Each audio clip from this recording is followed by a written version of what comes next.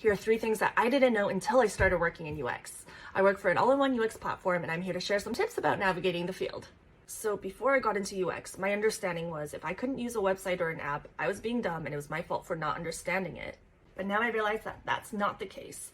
If you're confused at how an app works or you're uncertain what your next step should be, chances are high that it's not you. We have short attention spans and might leave a website as soon as we hit a roadblock, so it's actually a company's goal to ensure their service is user-friendly. Now when I'm exploring the web or scrolling through an app and something doesn't make sense to me, I take a more critical look at the app or website itself rather than blaming myself. So I take a look at the font, whether there's like clear call to action buttons, whether there's an actual goal that the customer is supposed to go through next, whether there are actual buttons that work, that kind of thing. So another thing that I didn't know until I started working in UX is that negative space is a thing. It's the empty space between content on a screen. Without it, everything's squished up against the edges, but with appropriate padding, your margins become a lot easier on the eyes and just a lot easier to see and use, especially on those tiny smartphone screens. So when my coworkers gave me this tip while I was making designs, I was shocked and it's so common sense, but I really didn't think about it until they told me.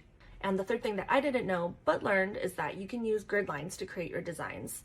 As someone who is new to design and UX back in the day, I just kind of thought that designers could create straight lines and that it was all very intuitive and easy for them.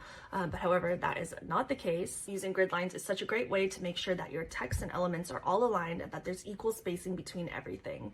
You can even use grid lines to make sure you're taking great photos. So shout out to my coworker Danny for teaching me that tip. If you've had similar learning experiences because of UX, let us know in the comments below what they are and follow us on UserBit for more stories like this one.